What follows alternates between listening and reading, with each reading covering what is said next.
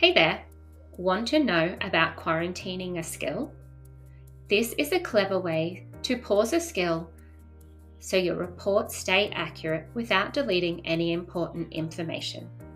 An example might be that you quarantine an attainment of a piece of equipment that's out of action for an extended period of time.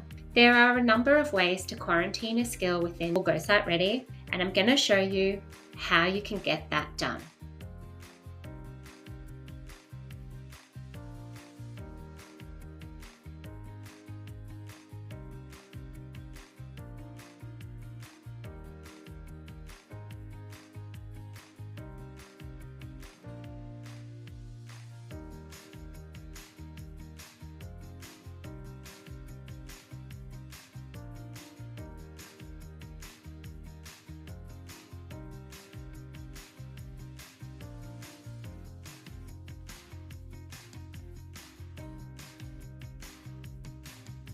And that's the gist of it.